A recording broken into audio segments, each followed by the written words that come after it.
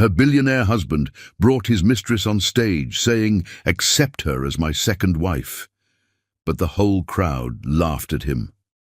After some time, 10 Rolls-Royces stopped at her gate. She whispered, "Now I will tell you who I am."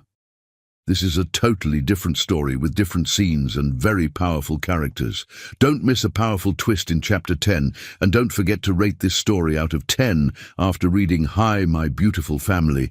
May every woman in this world walk with pride, wrapped in dignity that no one can break. May her steps carry strength, her voice carry truth, and her heart carry a light so powerful that every home becomes warmer because of her. The chandelier's crystal shards caught the spotlight as Nicholas raised Charlize's hand to his lips, and Jennifer's champagne glass stopped halfway to her mouth. Not from shock, but from the sudden calculation blazing through her mind. 8 years.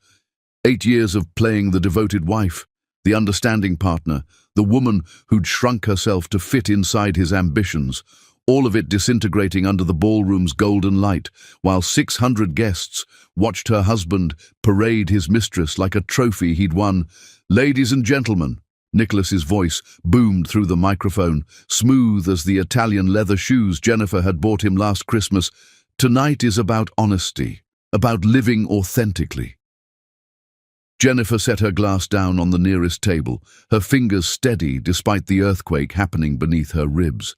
The emerald gown she wore, the one Nicholas had chosen, saying it matched her eyes, suddenly felt like a costume. She'd been playing a role in someone else's story, and the director had just yelled, "Cut!" The ballroom at the Grandview Hotel held the city's elite. Crystal chandeliers worth more than most people's homes cast golden light across marble floors. Ice sculptures depicting their 8-year marriage timeline melted slowly at each corner, a detail Jennifer had personally approved 3 weeks ago, back when she still believed her husband possessed shame. "My wife Jennifer," Nicholas continued, and she watched him gesture toward her without actually looking at her, "has been an adequate partner, but adequate isn't extraordinary, and I've built my life on refusing to settle for anything less than extraordinary. Adequate." The word landed like a slap, but Jennifer's face remained serene. Years of her father's training, never show weakness in public, never let them see you bleed, kicked in like muscle memory. She'd learned this at 14 when her mother died, and photographers swarmed their home like locusts. She'd perfected it at 17 when business rivals tried using her grief as leverage against her father. "Jennifer couldn't give me an heir," Nicholas said, his voice carrying that practiced sympathy that made her stomach turn. "She's been too focused on her charity work, too independent, too unwilling to prioritize our family's future. A man of my position needs a partner who understands sacrifice." The miscarriage. He was using the miscarriage. The baby she'd lost at 12 weeks. The child she'd mourned in silence while he was too busy to attend the hospital follow-up appointments. Jennifer's nails dug crescents into her palms, but her expression never wavered. The crowd shifted uncomfortably. Jennifer caught whispers rippling through the room like wind through wheat. She recognized faces, business partners who'd signed deals at their dining table, society wives who'd gushed over her dinner parties, investors who'd praised her supportive nature while eyeing her husband's rising stock value. Charlize stepped closer to Nicholas, her red dress clinging to curves that Jennifer knew her husband had financed through personal training sessions he'd claimed were networking investments. The younger woman couldn't have been more than 26. Her smile was victorious, her hand possessive on Nicholas's arm, her diamond bracelet catching light. The same bracelet Jennifer had admired in a boutique window 6 months ago, the one Nicholas had said was too extravagant. "Which is why," Nicholas drew a breath, his chest puffing with misplaced pride, "I'm asking you all to witness and accept Charlize as my second wife. In many cultures, powerful men have understood that legacy requires multiple partnerships. I'm simply being honest about what I need to build my empire." The silence lasted exactly 3 seconds. Then the laughter started small. A chuckle from the back corner where the younger tech entrepreneurs had clustered, the ones who'd built their fortunes on disruption and had no patience for old money pretension. Then it spread like wildfire. Gaining volume and viciousness, Jennifer's eyes tracked the source. Damien Chen, a venture capitalist she'd introduced to Nicholas 3 years ago, was holding up his phone. The screen's glow illuminated his disgusted expression. "That's her." Damien's voice cut through Nicholas's speech like a blade. "The woman from those escort listings that were circulating last month. Someone sent me the screenshots as a joke. I thought it was fake." The ballroom erupted. Phones emerged from purses and pockets like weapons being drawn. The clicking of screenshots being taken sounded like a firing squad.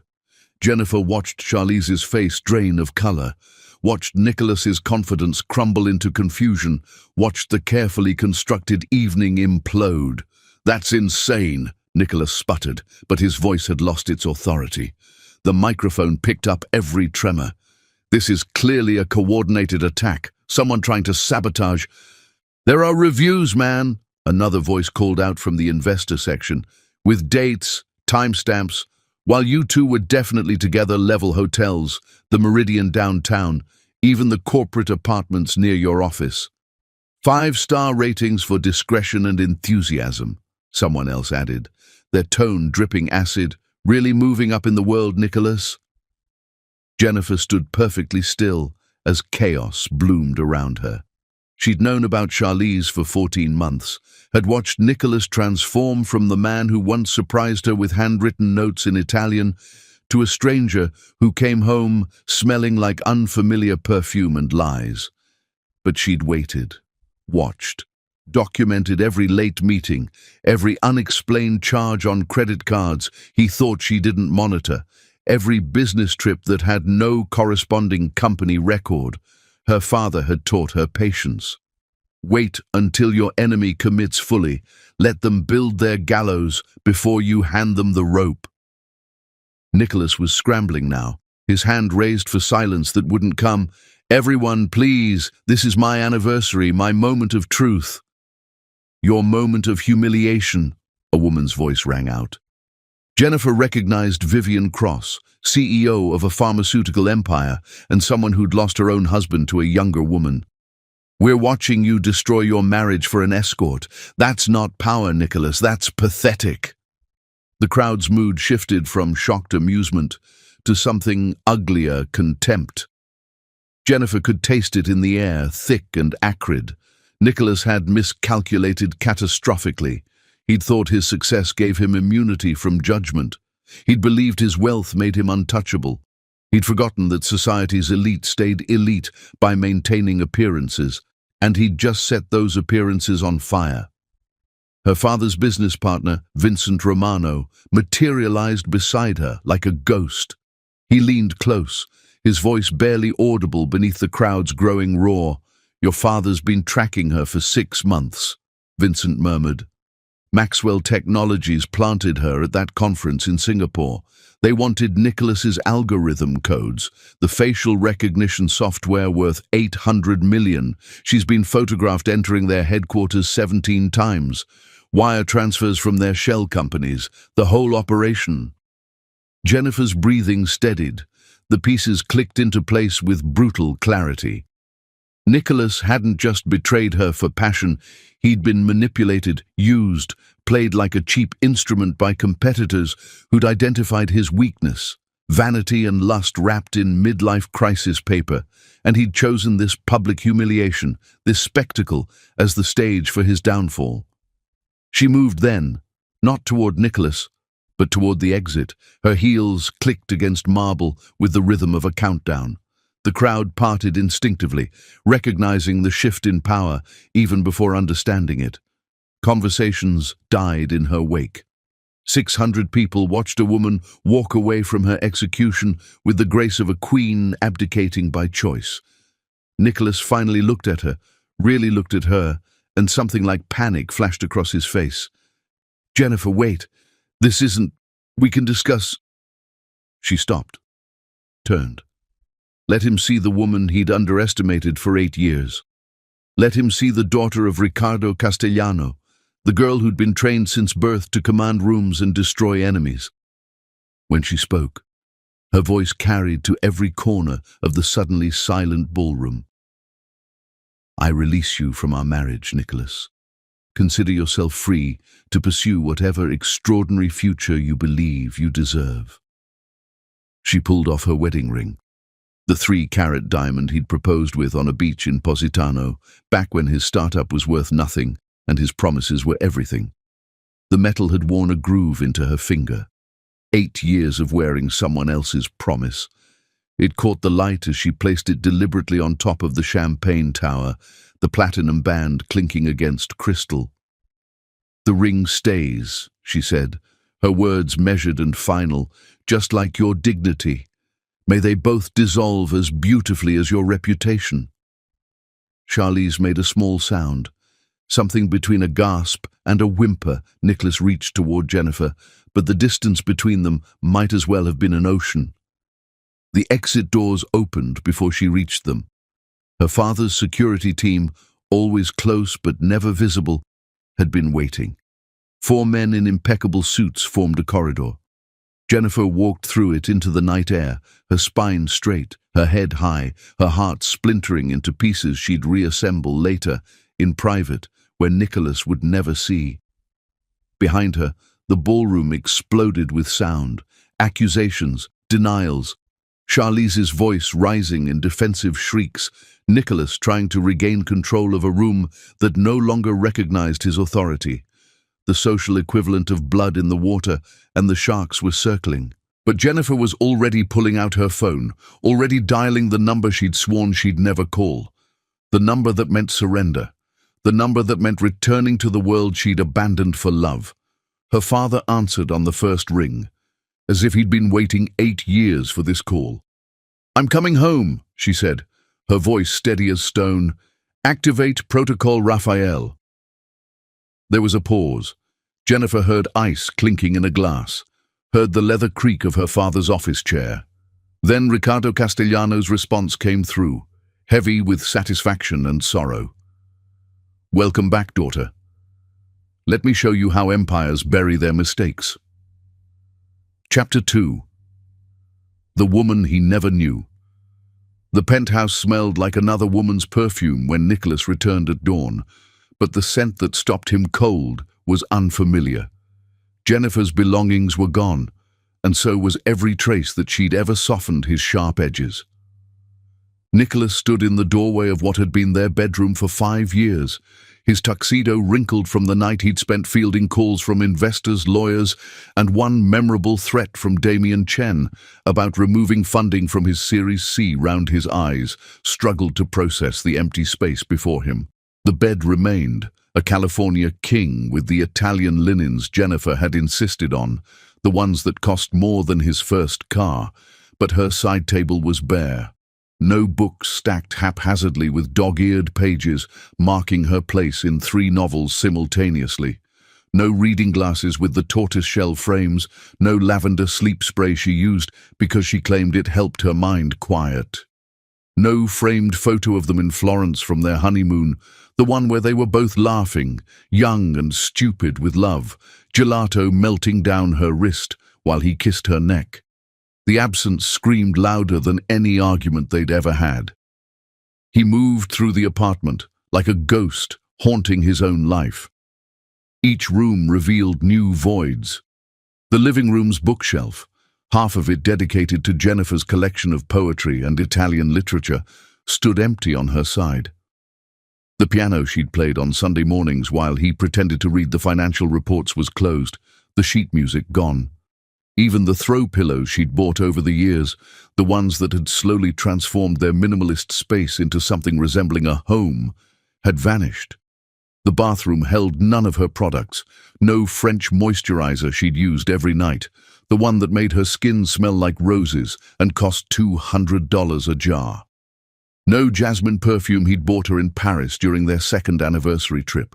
No hair ties that used to litter every surface, no makeup scattered across the counter, no toothbrush in the holder beside his. It was as if she'd never existed here, as if 8 years had been erased in a single night. The closet destroyed him. His suits hung in neat rows on his side, untouched, but Jennifer's side gaped empty, hangers swaying slightly from the ventilation system, creating a rhythmic creaking that sounded like mockery. He remembered her clothes, the designer pieces she wore to events, the casual jeans and sweaters she preferred at home, the collection of vintage band t-shirts she'd owned since college all gone. But it was the kitchen that finally broke through his shock. The little yellow, sticky notes she used to leave, reminders, jokes, Italian phrases she was teaching him, were gone, all of them. He'd pulled half of them down over the years, dismissing them as clutter. Ti amo più della luna e tutte le stelle had been on the refrigerator last week. I love you more than the moon and all the stars. He'd barely glanced at it while grabbing his morning coffee. Now he'd trade everything to find just one. His phone buzzed. 17 missed calls from investors, 43 text messages, 6 voicemails from board members. The company group chat had exploded with 247 unread messages. He ignored them all and dialed Jennifer's number with shaking fingers. The automated voice was clinical. The number you have reached is no longer in service. Disconnected. She disconnected her number. Panic, real and primal, clawed up his throat. He called again, knowing it was futile. The same automated message he tried her email, delivery failure. Her social media accounts showed either deleted profiles or blocked access. He couldn't tell which. Her LinkedIn was gone. Even her professional translator website had been taken down. Jennifer Santos Whitmore had vanished from digital existence. Think, he muttered, pacing the empty living room. His reflection caught in the window, disheveled, tie loose, eyes bloodshot. Her office, her friends, someone knows where she went. But even as he said it, he realized the truth. Jennifer had no office. She'd worked from home, taking translation contracts remotely. Her friends, how many times had she asked him to attend dinners with them, and he'd been too busy?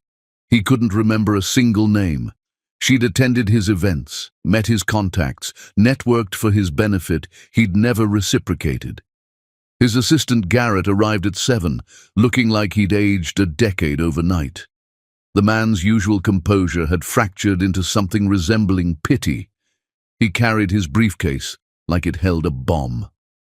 I have information, Garrett said, setting his tablet on the counter with deliberate care. You need to sit down. I don't need to sit down. I need to find my wife. Ex-wife, technically. The divorce papers were filed at 6 a.m. this morning. Process server is scheduled for 10. Garrett pulled documents from his briefcase, but that's not the real problem, Mr. Whitmore. Nicholas grabbed the papers, scanning them frantically. The legal language blurred, but certain phrases jumped out: adultery, public humiliation, emotional cruelty, irreconcilable differences. Jennifer was claiming nothing, no alimony, no community property split, no settlement, just dissolution and restoration of her maiden name. This doesn't make sense, Nicholas said. His hands trembled, crinkling the pages. 8 years of marriage, and she wants nothing. The prenup entitled her to... She waived everything in the prenup that you forgot to read carefully, Garrett interrupted. But Mr. Whitmore, did you ever actually research your wife's background? Her full background? What the hell are you talking about? Jennifer worked as a translator when we met. Freelance. She came from money, but nothing excessive. Her father was in business, she said. Real estate or something. She never wanted to discuss it. Her maiden name is Castellano. The room tilted. Nicholas sat down after all, his legs suddenly unable to support his weight. As in Ricardo Castellano, Garrett continued, his voice gentle like he was explaining terminal illness. He pulled up files on his tablet. Owner of Castellano Holdings, he controls 40% of this city's commercial real estate. Shopping centers, office towers, apartment complexes, warehouse districts. The building we're standing in right now, Castellano Holdings? Your office tower downtown? Castellano Holdings. The warehouse district where your servers are housed and your data center operates? Also Castellano Holdings? Nicholas's vision blurred at the edges. Blood roared in his ears. That's impossible. Jennifer never mentioned. She hid her identity completely. Used her mother's maiden name, Santos. For the first 2 years you knew her in Italy, and even after marriage, she kept it professionally. Never corrected anyone's assumptions about her background. Your prenup lists her as Jennifer Santos Whitmore. No mention of Castellano. Her bank accounts were under Santos. Everything was under Santos. The tablet screen showed a photo from 10 years ago. A teenage Jennifer standing beside a man who commanded space like gravity itself. Ricardo Castellano, Forbes-listed billionaire, philanthropist, and according to whispered rumors, a man who made problems and people disappear with equal efficiency. He was imposing in the photo, silver-haired, cold-eyed, wearing a suit that probably cost more than Nicholas's first startup office. But it was Jennifer who shocked him. She was younger, maybe 17, wearing all black. A funeral. Her face held the same composure he'd seen last night, but her eyes were raw with grief. Her mother, Nicholas whispered, memory surfacing. Jennifer had told him once, early in their relationship, that her mother died when she was young. He'd never asked for details, never pushed when she changed the subject. Catalina Castellano died in a car accident, Garrett said softly. Jennifer was 17. She was in the car, survived with minor injuries while her mother died on impact. The press was brutal. Photographers camped outside their home rumors about the father's business rivals being responsible. It destroyed her. Nicholas felt sick. Jennifer had carried that trauma, and he'd never known, never asked, never cared enough to dig deeper than the surface she'd presented. She was his only daughter, Garrett continued. His wife died when Jennifer was 17. Every article about Castellano mentions his obsessive privacy regarding his child. After the funeral, Jennifer disappeared from public life. I had to dig through Italian newspaper archives to find this photo. She moved to Europe, backpacked, used her mother's maiden name, met you. Nicholas remembered Jennifer's reluctance to talk about her family, how she'd changed the subject whenever he asked about her childhood, how she'd sometimes wake from nightmares and refuse to discuss them. He'd assumed normal family complications. He'd never imagined she was hiding an empire to test if he'd love her without it. There's more, Garrett said, and his tone made Nicholas's blood run cold. Your lease on this building expires in 30 days. Castellano Holdings sent notice this morning at 6:03 a.m. They're not renewing. They can't do that. We have a 5-year lease, which converted to month after the initial term ended last April. You never renegotiated because the building manager, who apparently reported directly to Mrs. Whitmore, told you it was automatically renewed at the same rate. It wasn't. She was subsidizing your rent. You've been paying 40% below market value for 3 years. Nicholas stood abruptly, knocking over the chair. It clattered against marble. My office building, same situation. 6-week notice. Expires December 20th. The warehouse lease was monthly from the start, terminates in 2 weeks. Garrett pulled up more documents, his fingers swiping through page after page of financial devastation. Mr. Whitmore, I've spent the last 4 hours reviewing your assets. Nearly everything you thought you owned is either leased from Castellano Holdings or financed through banks, where Castellano sits on the board. The apartment's walls seemed to close in. Nicholas stumbled to the floor-to-ceiling windows, looking out at the city skyline. Dawn broke over glass towers and concrete canyons. How much of it belonged to the woman he'd humiliated last night? How much power had she wielded silently while he'd played king? The prenup, Nicholas said suddenly, memory surfacing.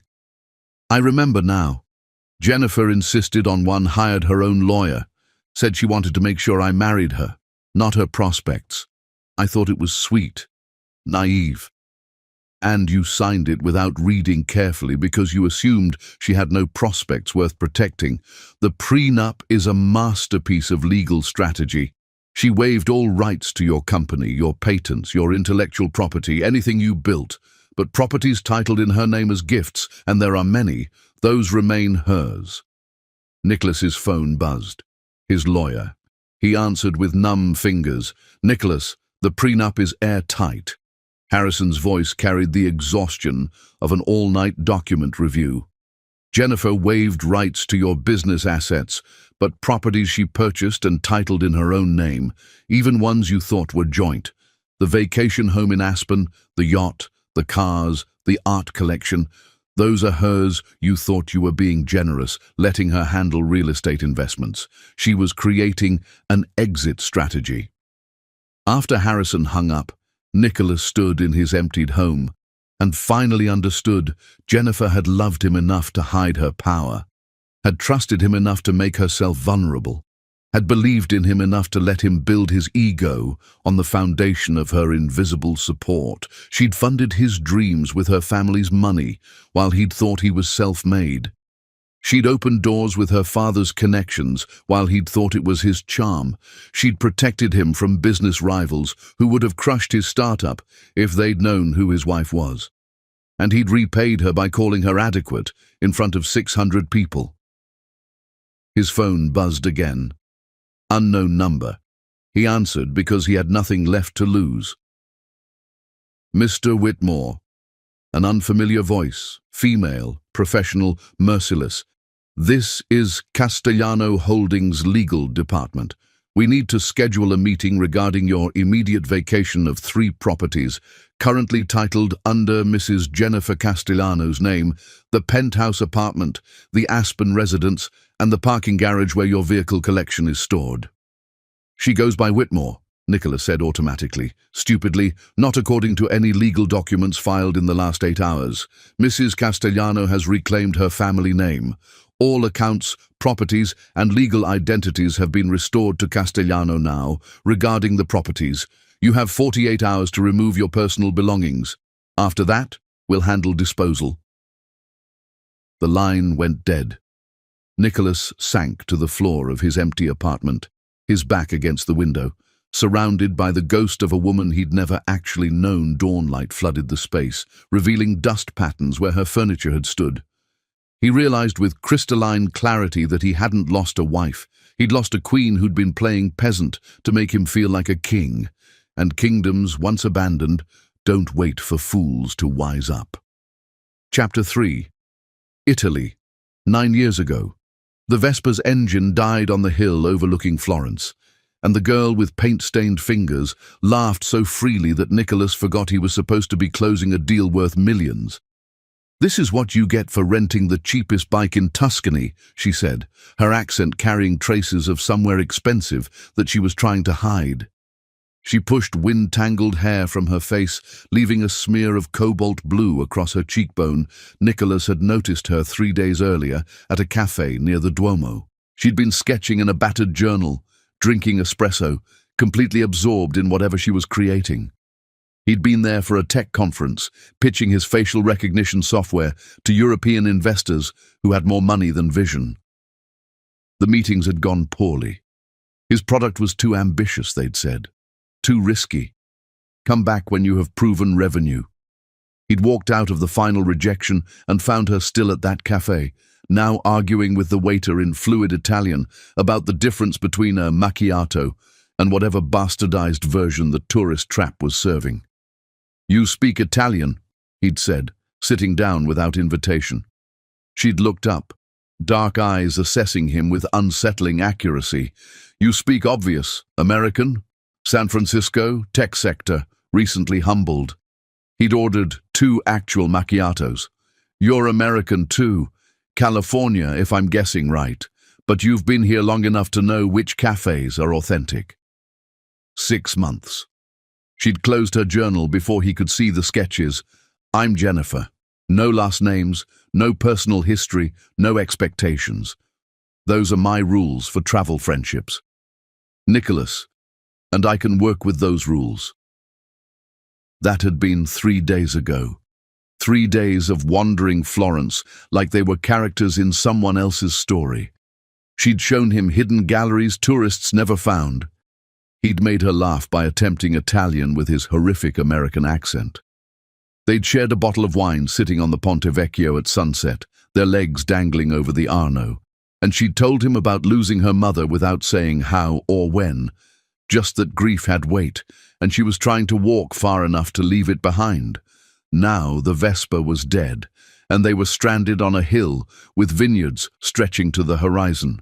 "We should call for help," Nicholas said, pulling out his phone. No signal. Of course. Jennifer laughed again, that unguarded sound that had captivated him from the start. "Or we could walk. There's a village 2 kilometers that way. We could have lunch, drink wine, pretend we're people who don't have real lives waiting to reclaim us." "What's your real life?" he asked, knowing she wouldn't answer. Complicated, controlled, suffocating. She started walking, her sundress catching the breeze. "What's yours?" "Broke, ambitious, probably foolish." He followed her down the dusty road. "I'm trying to build something that matters. Software that could change security, identification, missing persons recovery.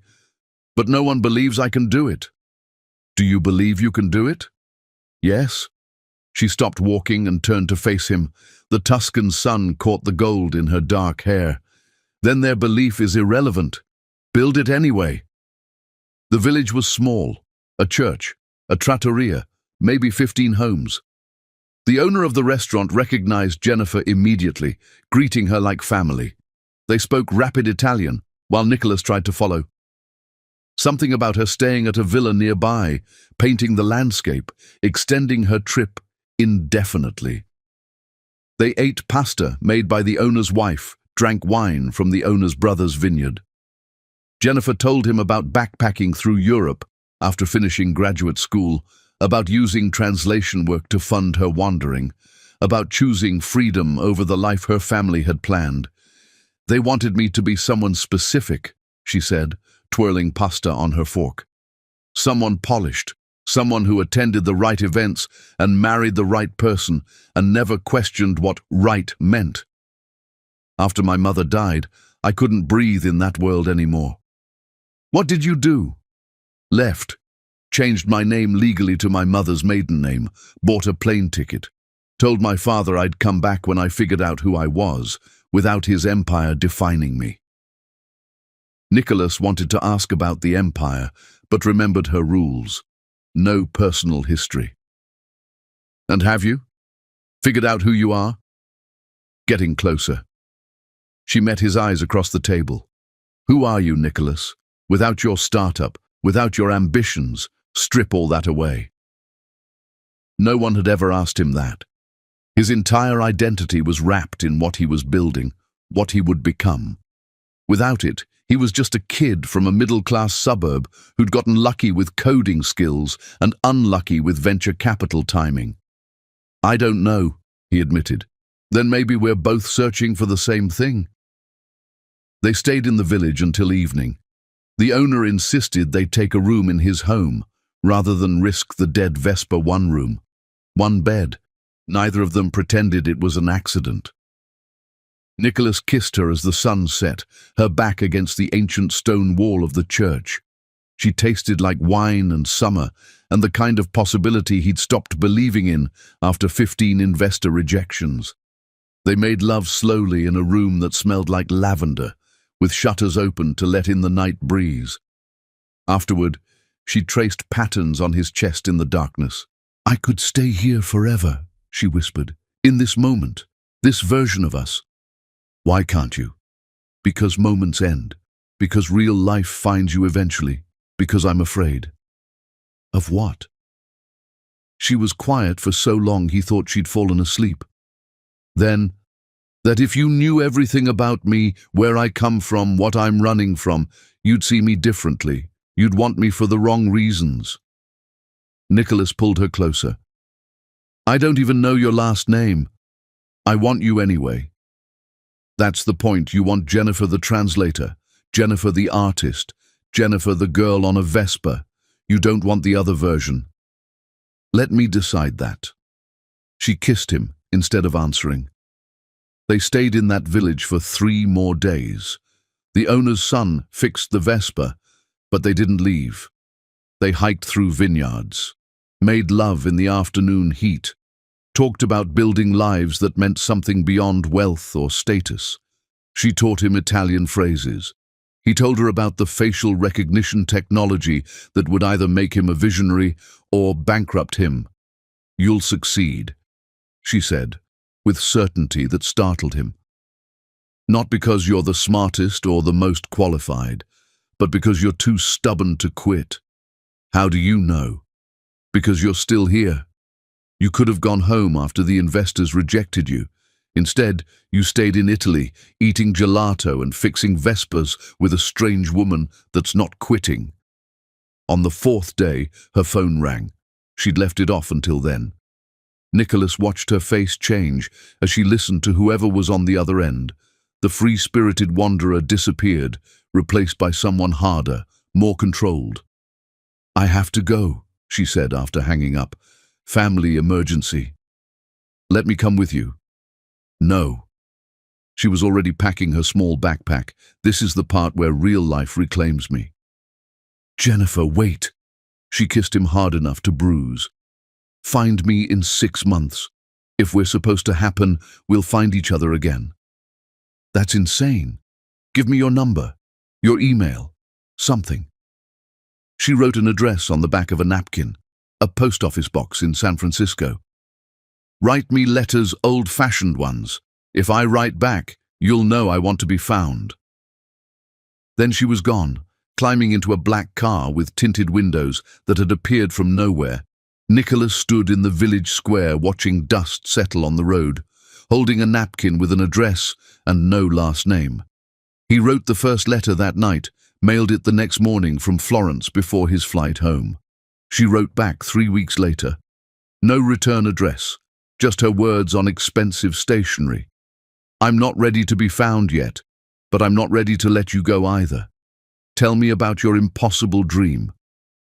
They wrote letters for 4 months. He told her about moving back to San Francisco, about securing a small angel investment, about hiring his first employees.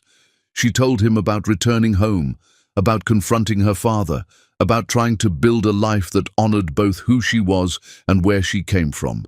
Then she showed up at his office unannounced on a Tuesday in January. She was wearing a business suit that probably cost more than his monthly rent, but her smile was the same one from the Vespa. "I figured out who I am," she said, "and I want to see if who I am works with who you are." He proposed 3 months later. She said yes, but insisted on a prenup. "I need to know you want me, not what I bring," she'd said. And he'd agreed because he thought he understood. He'd been a fool. She wasn't protecting her assets. She was protecting her heart. They married in a small ceremony in Napa. Her father attended, but didn't speak to Nicholas beyond necessary pleasantries. Jennifer wore her mother's dress. She cried during the vows. Nicholas promised her integrity, partnership, a life built on choice, not obligation. He'd kept that promise for maybe 3 years before ambition started whispering that he deserved more. That Jennifer's independence was neglect, that a man of his rising status needed a different kind of wife. Lying on the floor of his empty apartment, Nicholas finally understood what she'd been afraid of. She'd been right. The moment he knew about her family's power, everything would have changed. He would have changed. He'd proven it by destroying her the moment he no longer valued what they'd built together. She'd loved him enough to hide her empire and test if he could love her without it. He'd failed spectacularly. Chapter 4. The unraveling Charlize's face on Nicholas's phone screen wasn't smiling. It was calculating, and the background of her video call showed an office he'd never seen her enter. "We need to talk." Her voice had lost the breathy quality she'd used for 14 months. Now she sounded businesslike, professional, nothing like the adoring woman who'd whispered that she couldn't live without him. Nicholas sat in his temporary office, a WeWork space he'd rented after being evicted from the Castellano building. 2 weeks since Jennifer had walked out of his life. 2 weeks of watching his company hemorrhage resources and credibility. "Where are you?" he demanded. "You disappeared. Investors are asking questions. The media is destroying us." "Media is destroying you," Charlize corrected. "I'm fine. Actually, I'm better than fine." The camera angle shifted. Nicholas saw modern furniture, floor-to-ceiling windows, a view of the financial district. Then another person stepped into frame. Maxwell Chen, CEO of Maxwell Technologies, Nicholas's biggest competitor. Nicholas's blood turned to ice. "Hello, Whitmore." Maxwell's smile was shark-like. "Thanks for the facial recognition algorithm. Took us 18 months to extract it. But Charlize here is very talented at her job." "What the hell is this?" Charlize's laugh was nothing like the soft giggle she'd used when he'd bought her jewelry. "This is business. You really thought a woman like me would fall for a man like you? You're not that charming." The pieces clicked together with sickening clarity. The way Charlize had pursued him at that Singapore tech conference 18 months ago. How she'd known exactly what to say, what to wear, how to stroke his ego. The questions she'd asked about his work that had seemed like genuine interest. The times he'd fallen asleep after sex and woken to find her scrolling through his laptop, which she'd claimed was just checking her email. "You stole my code," Nicholas said, his voice flat. "Borrowed," Maxwell corrected, "and improved. Our version launches next month. Full facial recognition with emotional analysis capability. We'll corner the security market before your inferior product ever goes public." Nicholas's CFO had warned him 3 weeks ago. Money missing from accounts, transfers to shell companies. He'd been too distracted by the affair, too caught up in planning his humiliation of Jennifer to investigate properly. "The transfers," Nicholas said. "The missing funds." "Consulting fees," Charlize said brightly, "for services rendered. Maxwell Technologies paid me very well to get close to you. The sex was tedious, but the commission made it worthwhile." "You can't do this. I'll sue. You'll do nothing," Maxwell interrupted, "because if you go public with this, everyone will know you gave your mistress access to proprietary technology. Your investors will sue you for negligence. Your board will remove you. Your company will be worthless. But if you stay quiet, we might let you keep the scraps." The call ended. Nicholas sat in the WeWork space, surrounded by startups full of hungry young entrepreneurs who reminded him of who he used to be. His phone buzzed with notifications. His CFO, his lawyer, board members demanding emergency meetings. He opened his laptop and started reviewing financial records. The theft was sophisticated. Charlize had used his credentials to access secure files. She'd copied algorithm code during the month she'd been staying at his apartment. The wire transfers had been disguised as legitimate consulting payments, filtered through 3 shell companies before reaching accounts in her name. His lawyer called within the hour. "It's bad," Harrison said without preamble. "Charlize worked for Maxwell Technologies the entire time. We found her employment records. She's been on their payroll for 2 years. The affair was a corporate espionage operation. Can we prove it? Probably. But proving it means admitting you gave your mistress access to company secrets. Your board will destroy you. Investors will pull out. You'll be radioactive in the tech industry." Nicholas closed his eyes. "What are my options? Take the loss rebuild. Hope Maxwell's version has enough differences that we can claim independent development. Or go to war and risk losing everything." After Harrison hung up, Nicholas pulled up security footage from his office building there, Charlize entering after hours, using the keycard he'd stupidly given her. Meeting with someone in the parking garage, a man whose face Nicholas now recognized from LinkedIn, James Park, Maxwell Technologies' chief engineer. His email pinged, a message from an unknown sender with a video attachment. He opened it despite knowing he shouldn't. The video showed Charlize at a restaurant with Maxwell and 2 others. The audio was clear. "Is he actually going to announce me as his second wife?" Charlize was laughing, That's perfect. The public humiliation will destroy his credibility. No one takes a man seriously after that kind of disaster. You've done well, Maxwell said. The algorithm code alone was worth 5 million, but destroying his marriage to Ricardo Castellano's daughter, that's priceless. Castellano will crush him now. We won't have to. Charlize raised her wine glass. To the easiest money I've ever made. All I had to do was endure mediocre sex and listen to him complain about his wife. The video ended. Nicholas vomited in the WeWork bathroom. Then he sat on the floor and finally understood the magnitude of his stupidity. Jennifer had known. That's why she'd never fought back, never caused scenes, never begged him to stay. She'd been waiting for him to realize the trap he'd walked into. She'd probably known about Charlize's real employers before he'd even brought her to their anniversary party. His business partner Derek called. Board meeting tomorrow. They're voting on your removal as CEO. I tried to fight it, but after the news about Maxwell Technologies launching a competing product, they're using my code.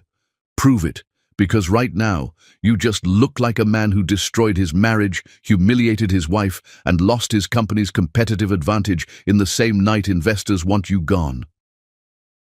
Nicholas spent the night reviewing everything, the contracts, the transfers, the timeline of his relationship with Charlize. Every piece of evidence confirmed what he already knew. He'd been played, manipulated, used. But worse than being used was knowing he'd destroyed Jennifer for it. He'd humiliated her publicly for a woman who'd never cared about him. He'd thrown away 8 years of marriage, the only real relationship he'd ever had, for corporate espionage wrapped in a red dress. His phone buzzed at 3 a.m. A text from a number he didn't recognize. Maxwell Technologies acquisition announcement tomorrow. Castellano Ventures purchased them for $2.1 billion. All assets, all patents, all personnel, effective immediately. V. Romano. Nicholas stared at the message. Vincent Romano, Jennifer's father's business partner, the man who'd stood beside her at the anniversary gala. He pulled up the news. Breaking story. Castellano Ventures completes hostile takeover of Maxwell Technologies, all executives to be replaced. Complete corporate restructuring planned. Jennifer had just bought the company that had tried to destroy him. She now owned his stolen code, owned Charlize's employers, owned the entire operation that had targeted him. But the message from Romano had one more line he'd missed. Mrs. Castellano says you have 48 hours to vacate her properties. Everything you own is headed for foreclosure. She's calling in every loan, every lease, every debt. Good luck. Nicholas understood then. Jennifer wasn't just walking away. She was systematically dismantling everyone who had hurt her, including the mistress's employers and the husband who'd betrayed her. He was watching an empire burn his life to ashes. Chapter 5. 3 months later. Her resurrection. 10 Rolls-Royces don't arrive quietly. They arrive like thunder, and every neighbor's curtain twitched as Jennifer stepped out wearing her mother's emerald necklace and the smile of a woman who'd stopped playing small. The Castellano estate sprawled across 15 acres in the city's most exclusive neighborhood. Jennifer hadn't been here since her wedding day 8 years ago, when she'd walked out of these gates toward a life she'd thought would be built on love. Now she was walking back in, reclaiming the empire she'd abandoned for a man who'd proven unworthy of the sacrifice. 800 guests filled the mansion's ballroom and gardens. Every major player in tech, finance, real estate, and politics had received an invitation. Refusing would have been professional suicide. Attending meant acknowledging the shift in power. Jennifer Castellano was back, and she was done being invisible. Nicholas learned about the event from a LinkedIn notification. The entire tech industry was discussing it, Castellano Ventures' first major gala since Ricardo's daughter had returned to the company. Speculation ran wild about her plans, her role, her intentions. He arrived uninvited, desperate. Charlize was with him, clinging to his arm with desperation that mirrored his own. She'd been fired by Maxwell Technologies during the acquisition, blacklisted from the industry, facing lawsuits for breach of contract. They'd found each other in their mutual destruction, two people drowning who'd grabbed the same piece of wreckage. The security at the estate gates was military grade. 6 guards in black suits stopped them immediately. Names? Nicholas Whitmore. I need to speak with Jennifer. Not on the list, leave. She's my wife. Mrs. Castellano is divorced. You have no relationship to this family. Leave or we'll remove you. Charlize tried her desperate charm. Please, we just need 5 minutes. Tell her, Charlize. The guard's expression turned cold. We know exactly who you are, Miss Dawson. Mrs. Castellano specifically instructed that you both be removed from the premises on sight. Nicholas tried to push past. The guards moved with professional efficiency, restraining him without causing a scene. Through the estate's gates, he could see the glow of the party, lights, music, laughter. Jennifer's world, the one she'd left behind for him. Let me see her. His voice cracked. Jennifer! Jennifer! A figure appeared from the shadows. Vincent Romano, impeccable in a tuxedo, holding a champagne flute like a weapon. She can't hear you, Vincent said calmly, and even if she could, she wouldn't care. You're yesterday's mistake, Whitmore. She's done cleaning up messes. I need to explain. Explain what? That you were stupid? She knows. That you're sorry? Too late. That you've lost everything? She engineered it. Vincent's smile was blade thin. You humiliated Ricardo Castellano's daughter in front of 600 people. Did you really think there wouldn't be consequences? I love her. You loved what she could do for you. The rest was convenient. Vincent nodded to the guards. Remove them. If they return, call the police. Inside the ballroom, Jennifer stood on the stage, where a string quartet had been playing. The music stopped. 800 faces turned toward her. She wore a black gown that had belonged to her mother, diamonds that had been her grandmother's, and confidence that belonged entirely to herself. Thank you all for coming. Her voice carried effortlessly, amplified by speakers. Tonight we celebrate not just Castellano Ventures' success, but a return to values that matter: integrity, loyalty, the understanding that power without principle is just tyranny with better PR. The crowd applauded. Jennifer's father stood at the edge of the stage, his pride evident. Tonight I'm announcing Castellano Ventures' acquisition of Maxwell Technologies for $2.1 billion. We've restructured their leadership, their ethics, their entire operation. What was a company built on theft and espionage is now being transformed into something worthy of our name. More applause. Nicholas, being dragged toward the gate, could hear every word through speakers positioned throughout the grounds.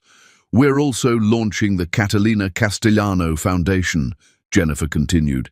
Named for my mother, it will fund education for women in tech, scholarships for survivors of domestic violence, and support for anyone rebuilding their life after betrayal. The crowd erupted. Jennifer smiled, and Nicholas saw in that expression everything he'd lost. She wasn't just successful, she was transcendent. This was who she'd always been, the woman she'd hidden to make him feel larger than he was. At the gate, a black-suited assistant appeared with an envelope. Mrs. Castellano asked me to deliver this, she said, handing it to Nicholas. She said you have 48 hours. The envelope contained foreclosure notices.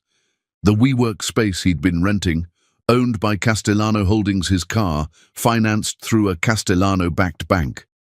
His few remaining assets, all connected to companies where Jennifer's father held influence. Charlize read over his shoulder and went pale. She's taking everything. She already took everything, Nicholas said numbly. We just didn't notice until now. They were escorted off the property as the party continued inside.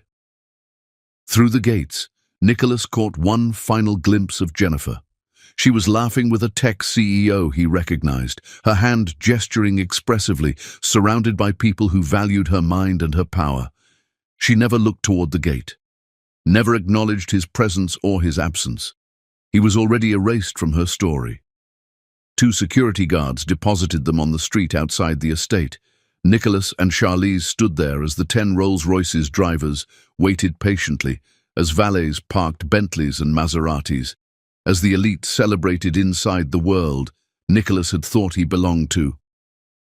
"What do we do now?" Charlize asked, mascara running from tears she should have cried when she decided to betray him. Nicholas pulled out the foreclosure notices. In Jennifer's handwriting, there was one additional line he'd almost missed. "You wanted extraordinary. Try rebuilding from nothing like I had to. Maybe you'll learn what actually matters." "We survive," Nicholas said finally. "If we can." Chapter 6. The First Apology. Nicholas's reflection in the motel bathroom mirror showed a man he didn't recognize, unshaven, hollow-eyed, wearing yesterday's shirt, and for the first time in his life he understood what his wife had meant by, "Love isn't ownership." The Starlight Motel sat on the edge of the industrial district, where the city's gleam faded into warehouses and auto repair shops. $60 a night, cash only, no questions asked. The neon sign outside flickered erratically, casting red shadows across walls that hadn't seen fresh paint in a decade. This was Nicholas's new reality. 6 weeks since the gala. 6 weeks since Jennifer had systematically dismantled his life with the precision of a surgeon removing a tumor. The company had voted him out. His board seat went to someone Jennifer's father recommended. His remaining shares were diluted to worthlessness during an emergency funding round that saved the company but erased his stake. Charlize had disappeared 3 weeks ago. He'd woken one morning to find her gone, along with the last $200 he'd hidden in his wallet. No note, no explanation, just absence where desperation had briefly lived. Nicholas wrote his 47th letter to Jennifer on motel stationery that smelled like cigarettes and failure. His handwriting had deteriorated from executive precision to something approaching desperation. "Jennifer, I know you won't read this. The others came back unopened, your assistant's stamp marking them return to sender. But I keep writing because I don't know what else to do. I destroyed the only real thing in my manufactured life. I called you adequate when you were extraordinary. I humiliated you for a woman who was paid to destroy me. There are no words that make this better. There's no apology that earns forgiveness. But I need you to know that I see it now. I see what I had. I see what I threw away. I see who you were and who I failed to be. I'm sorry doesn't cover it. I'm devastated doesn't touch it. I would give anything, everything, to go back to that village in Italy and be the man you believed I could become, but I can't. So I'm trying to become him now, even though it's too late, even though you'll never see it, because you deserved better then, and you deserve better now, Nicholas." He sealed the envelope, knowing it would join the others, rejected and unread. He mailed it anyway from the post office on 3rd Street, standing in line behind people paying bills, buying stamps, living ordinary lives that had never imploded. His phone had been disconnected 2 weeks ago. The laptop sold to pay for another week at the motel. He'd kept one thing, his mother's watch, which he couldn't bring himself to pawn despite the $300 it would bring. The charity auction at the Grandview Hotel was invitation only, but Nicholas had learned the service entrance codes from a busboy he'd befriended at a soup kitchen. He wasn't above sneaking in. He'd lost pride somewhere between the penthouse and the motel. The ballroom glittered exactly like it had at their anniversary. Different event, same wealth, same people who'd watched his humiliation and probably still joked about it over martinis. Nicholas kept to the shadows, avoiding recognition, scanning faces for the only one that mattered. Jennifer appeared at 9 o'clock, wearing midnight blue silk that made her look like expensive darkness. Her hair was different, shorter, more severe, nothing like the soft waves she'd worn during their marriage. She moved through the crowd with authority he'd never truly appreciated, stopping to speak with donors, her smile professional but warm. She was 20 feet away when someone recognized Nicholas. "Is that Whitmore?"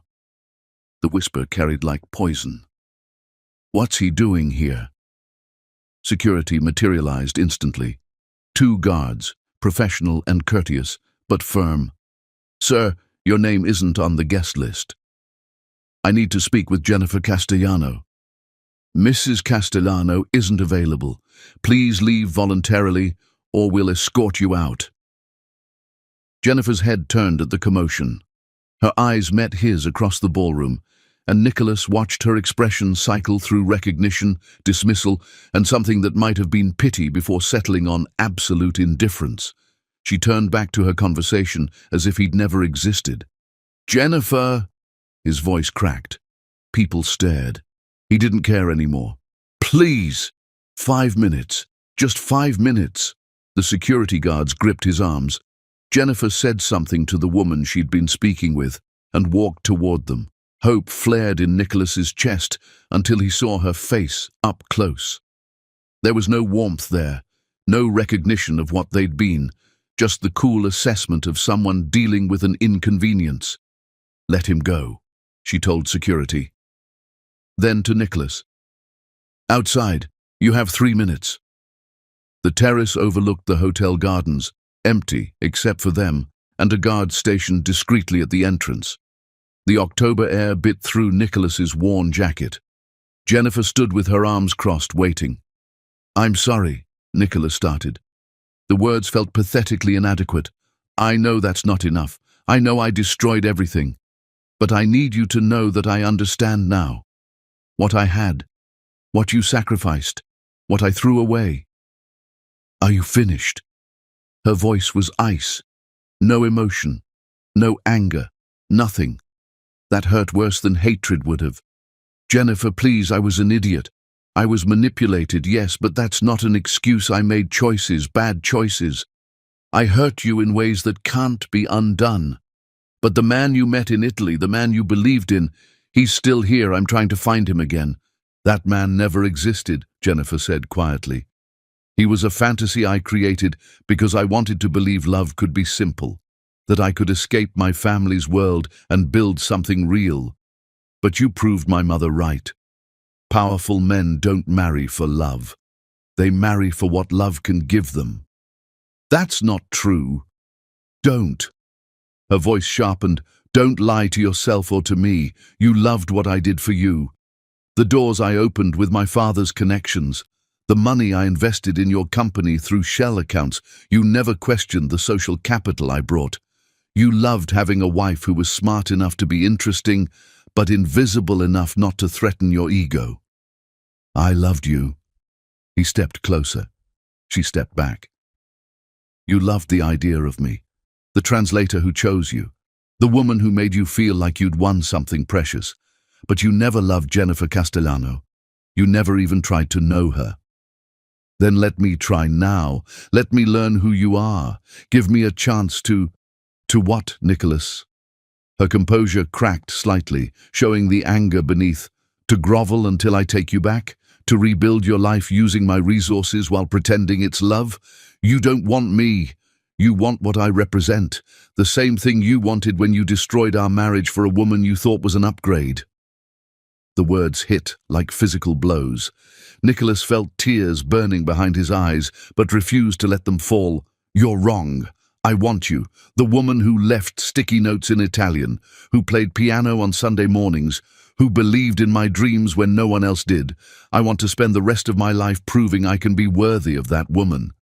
Jennifer laughed, but there was no humor in it. You didn't break my heart, Nicholas. You revealed you never understood what it held. My sticky notes weren't cute quirks. They were me trying to keep our marriage alive when you were already shopping for replacements. My piano playing wasn't background music. It was me mourning the man I'd married who was disappearing into someone I didn't recognize. She pulled her phone from her clutch, glanced at the screen. Your 3 minutes are up. Jennifer, please, do you know what the worst part was?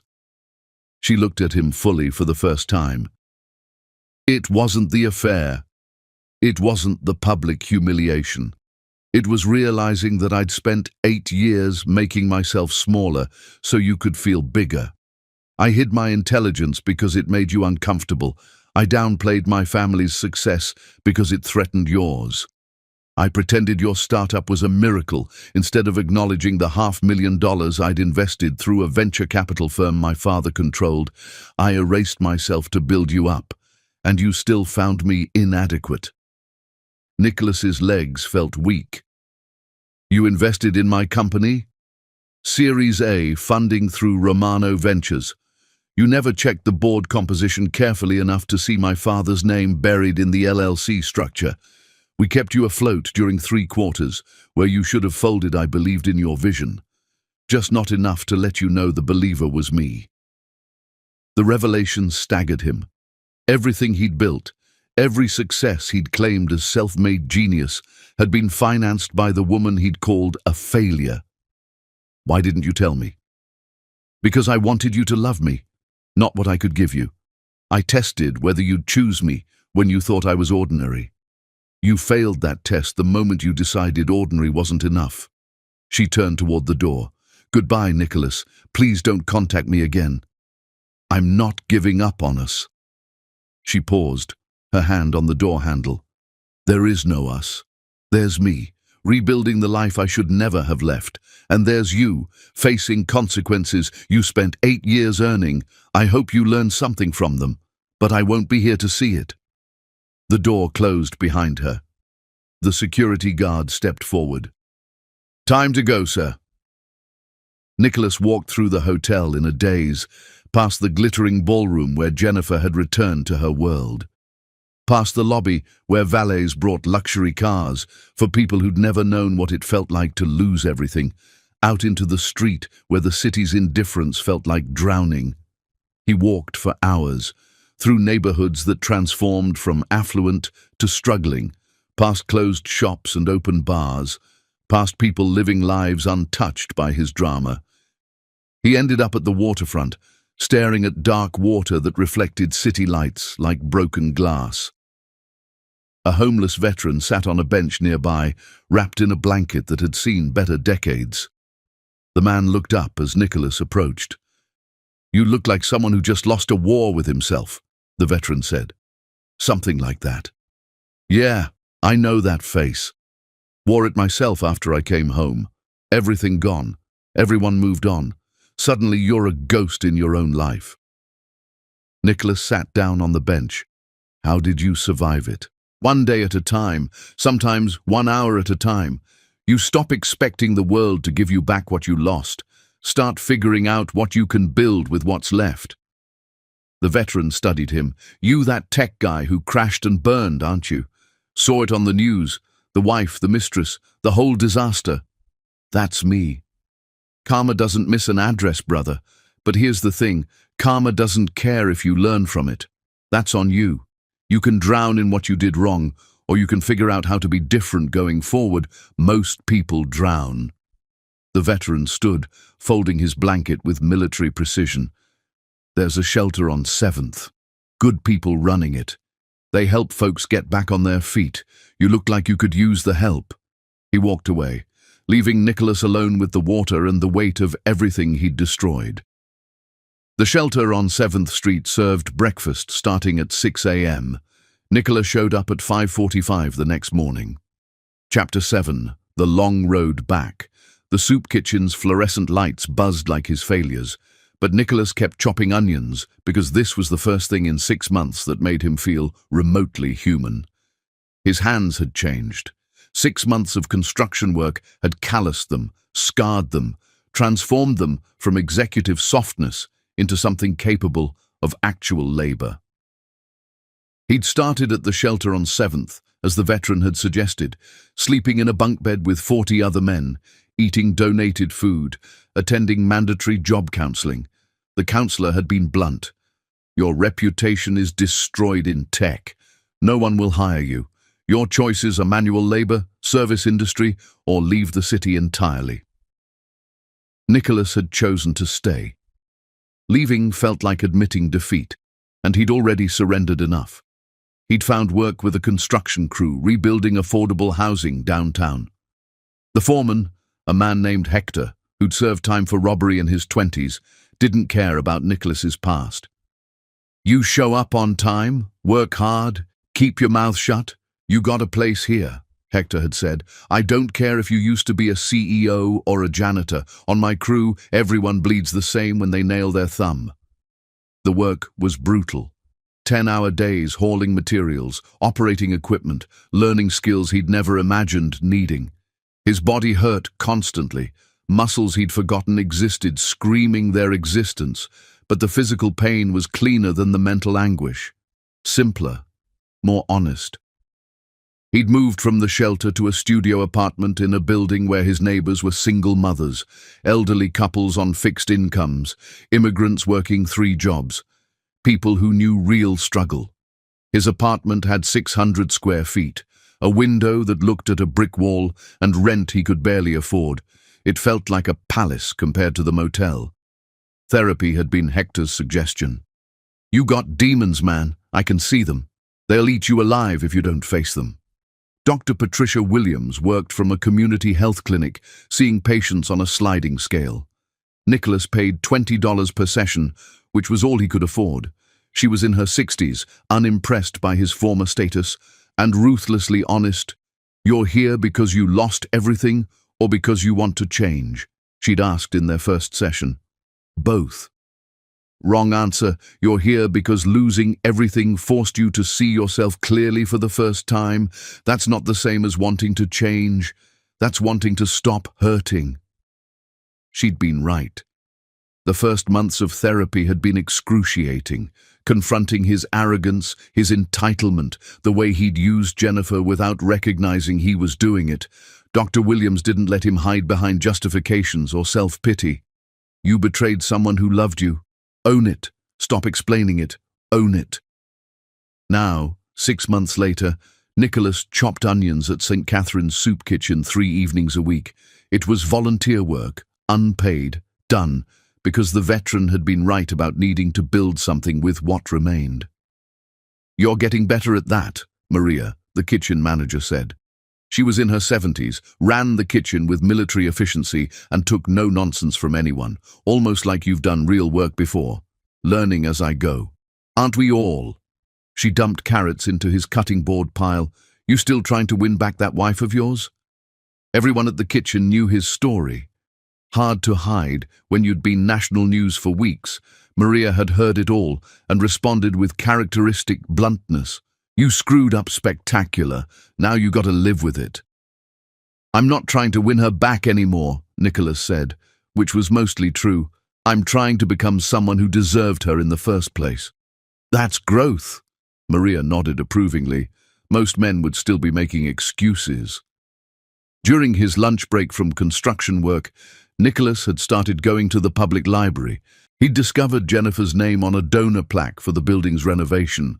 That had led to research, searching her name in old articles, charity registrations, tax documents. What he'd found had gutted him. Jennifer had been volunteering at women's shelters throughout their marriage.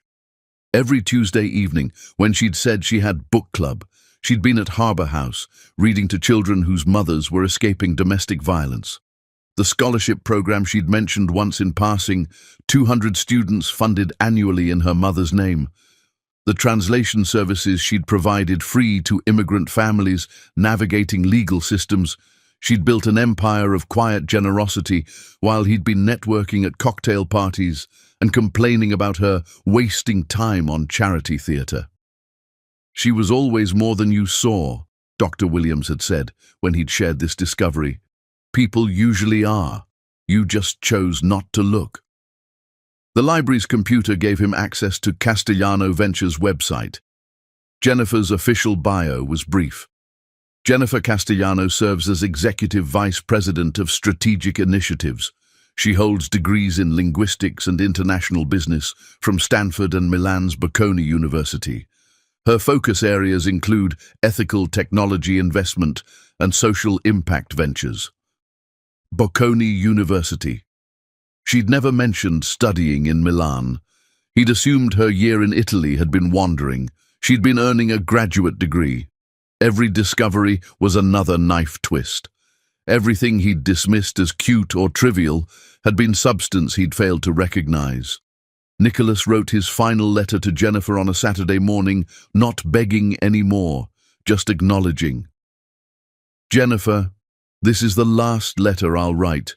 You asked me not to contact you, and I'm finally respecting that I'm not writing to ask for anything.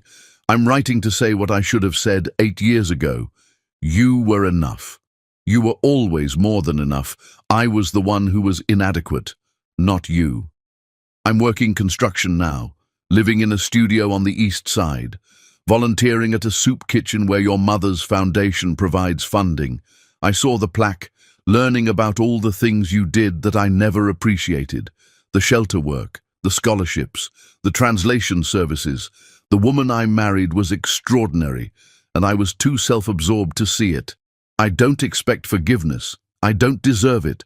But I want you to know that destroying our marriage taught me more about love than building it ever did. I hope you're happy.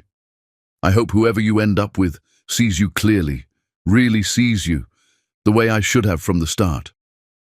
Goodbye, Jennifer. Thank you for trying to love me. I'm sorry I made it so hard. Nicholas. He didn't mail this one. He kept it folded in his wallet as a reminder of what he'd learned and what he'd lost. His construction crew was renovating a building 3 blocks from Castellano Ventures headquarters. Sometimes during lunch, Nicholas would see Jennifer's car, the Tesla she'd bought herself, not the Mercedes he'd thought was appropriate for his wife. Pulling into the parking structure he never approached, never tried to catch her attention, just watched from a distance, seeing her move through the world she'd reclaimed. You still hung up on her, Hector observed one afternoon, following Nicholas's gaze. Always will be. That's not something you get over. Then what's the point of all this? Hector gestured at their work. The therapy, the volunteering, the humble pie you're eating every day. If you don't get her back, what's it for? It's for becoming someone who would have deserved her, even if that person comes too late. Hector considered this. That's either really profound or really stupid. Haven't decided which. The 8th month brought an unexpected visitor. Nicholas was leaving the soup kitchen after evening shift when a black Mercedes pulled up. The back window lowered, revealing Ricardo Castellano's weathered face. Get in, Whitmore. It wasn't a request. Nicholas climbed into the back seat, suddenly aware of his work clothes, his calloused hands, the smell of onions and sweat that clung to him. Ricardo studied him with the intensity of a predator assessing prey. The car didn't move. My daughter still loves you. That's the only reason you're breathing. Don't make me regret my mercy.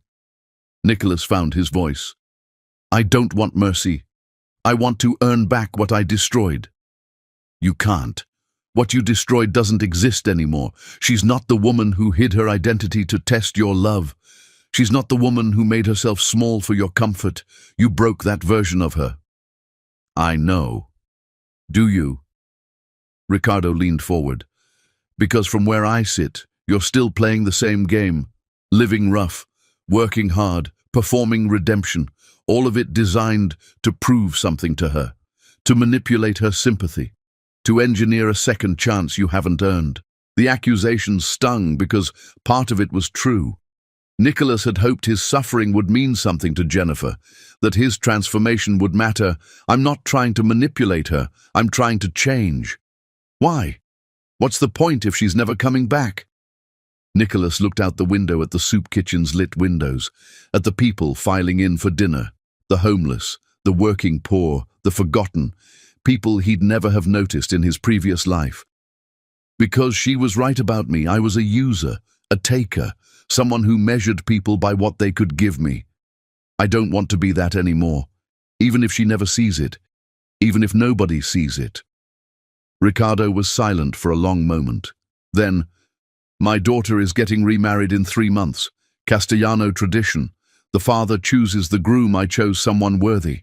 A senator's son. Good family, good values. Someone who sees her clearly. The words landed like a physical blow. Nicholas felt the air leave his lungs. She said yes? She said she'd consider it, which from Jennifer means yes. She's done waiting for you to become what you should have been from the start. The car door opened. Controlled by Ricardo's driver, Nicholas was being dismissed. Go home, Whitmore. Move on. She has. Nicholas stood on the sidewalk, watching the Mercedes disappear into traffic. The engagement information felt like dying. But beneath the pain was something else, a strange, hollow acceptance. Jennifer deserved to be happy. If that happiness didn't include him, then he'd lived long enough with his failures to know he had no right to interfere. He walked home through evening streets, past the construction site where he'd spend tomorrow hauling lumber, past the library where he'd learned who Jennifer really was, past the life he'd once had and would never have again. The letter in his wallet crinkled as he climbed the stairs to his studio. He pulled it out, read it one final time, then burned it in the kitchen sink. No more letters, no more apologies, no more hoping, just the long road back to becoming someone he could live with. Chapter 8. The Confrontation. Ricardo Castellano's office overlooked the city like a chessboard, and Nicholas finally understood he'd never been a player. He'd been a piece Jennifer had protected until he insisted on sacrificing himself. The summons had come through Hector. A lawyer had appeared at the construction site requesting Nicholas's presence at Castellano Ventures headquarters mandatory, immediate, non-negotiable. Nicholas had cleaned up in the site's bathroom, washing construction dust from his face and arms, changing into the one clean shirt he kept in his locker. It wasn't enough. He still looked like what he was, a man who'd fallen far and hadn't climbed back up. The Castellano building was 43 stories of glass and steel dominance. Nicholas had been here once before, 8 years ago, when Jennifer's father had coldly congratulated them on their wedding and offered to set Nicholas up with a real job Nicholas had refused with the arrogance of a man who thought he'd already made it. Security escorted him to the top floor. Ricardo's office occupied an entire corner, windows on two sides revealing the city sprawling beneath them like an empire waiting to be conquered. The man himself sat behind a desk that had probably cost more than Nicholas's entire studio apartment building. Sit. Ricardo didn't look up from the document he was reviewing. I have a meeting in 20 minutes, so let's make this efficient. Nicholas sat in one of the leather chairs facing the desk. The furniture alone was worth more than his current net worth. Ricardo set down the document and met Nicholas's eyes with the cold assessment of a man who'd built empires and buried enemies. He slid a cashier's check across the desk, $100,000, made out to Nicholas Whitmore. Take it. Leave the city. Never contact my daughter again. Nicholas stared at the check. $100,000 would change everything. Could restart his life in another city, another industry, another chance. Could erase the studio apartment and construction work and soup kitchen volunteering, could let him forget. He left the check on the desk, untouched. I'm not taking your money. Don't be stupid. This is more generosity than you deserve. Take it and disappear before I lose patience. No. Ricardo's expression hardened. You think refusing makes you noble? It makes you a fool. Jennifer is moving on. She's getting married to someone who deserves her. Your suffering serves no purpose except your own ego. Then it serves no purpose. Nicholas said quietly, I'm not leaving because I'm not trying to manipulate her anymore. I'm staying because this is where I need to be. Where I'm learning to be better. Better for what? For whom? She doesn't want you. I know. This isn't for her. It's for me. Nicholas leaned forward. Mr. Castellano, I destroyed your daughter. I know that. I called her inadequate when she was extraordinary. I humiliated her publicly for a woman who was paid to destroy me. There's no apology big enough. No gesture grand enough. I'm not asking for forgiveness. I'm just asking that you let me rebuild myself in the same city where I tore myself down. Why? Why does it matter where you rebuild? Nicholas thought about the soup kitchen, the construction site, the library where he'd learned about Jennifer's real life, the therapy sessions with Dr. Williams. the studio apartment where he slept on a mattress on the floor. The city itself had become his punishment and his classroom, because running away would be easy. Staying is the work. Ricardo studied him with the intensity of someone who'd spent decades reading people for weakness and deception. Finally, he spoke. Jennifer used to leave you notes, little yellow sticky notes everywhere. She'd write them in Italian, phrases, jokes, reminders. Do you remember what they said? The question caught Nicholas off guard. Some of them, not all. She told me once that you never responded to them, never wrote her one back, never acknowledged the effort she put into communicating with you in ways that mattered to her. Ricardo's voice carried an edge. Do you know why she stopped leaving them? I pulled them down, called them clutter. Wrong. She stopped when she realized you weren't reading them anymore. The ones you pulled down, you'd crumpled without looking. She found them in the trash. That's when she knew you'd stopped seeing her. The revelation hit like a punch. Nicholas remembered the sticky notes, remembered tossing some aside when they interfered with his morning routine. He'd never realized Jennifer was watching, measuring his indifference, cataloguing his neglect. I was a fool. You were worse than a fool. You were cruel without even noticing. Ricardo stood, walking to the windows overlooking the city. I opposed her marriage to you from the start, told her you were exactly like every other ambitious man who'd circle her once they learned her last name. She insisted you were different, that you'd chosen her when you thought she was nobody. I did. You chose a fantasy. The translator who made you feel worldly, the woman who believed in your mediocre startup because she had nothing better to do. The moment you had success, you started shopping for an upgrade. Jennifer told me about the comments you made, that she needed to be more social, more supportive of your networking, less focused on her own interests. You were sculpting her into trophy wife material before you'd even achieved trophy husband status. Every word was true. Nicholas had said those things, made those suggestions, applied pressure he'd framed as helping her grow. She loved you anyway, Ricardo continued, kept believing you'd remember the man you'd been in Italy, the one who'd promised her integrity, partnership, a life built on choice, not obligation. She waited for that man to come back. He never did. He's trying to now. Ricardo turned from the window. Too late. She's done waiting. The engagement happens in 2 weeks. Senator Bradford's son, Harrison Bradford III. Harvard Law, federal prosecutor, genuine interest in social justice. He sees Jennifer, clearly values her mind, treats her like an equal. Everything you should have been. 2 weeks. The timeline crushed whatever fragile hope Nicholas had been nursing. Does she love him? She respects him, trusts him, believes they can build something stable together. Love will follow. That's not how love works. It's how arranged marriages work, Ricardo said coldly. And this is an arranged marriage, make no mistake. I chose Harrison. Jennifer agreed, because she's done gambling on men who claim to worship her, but can't be bothered to read her notes. Nicholas stood, his legs unsteady. Then congratulations.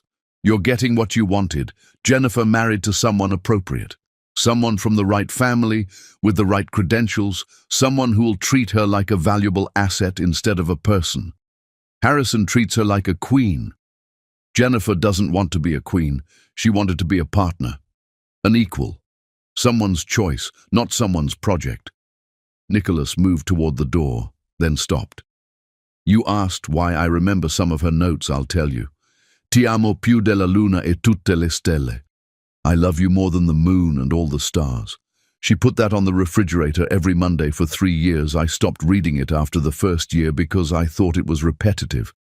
Now I'd trade everything to see it one more time. Ricardo's expression flickered with something that might have been surprise. She used to play piano on Sunday mornings, Nicola continued. Chopin mostly.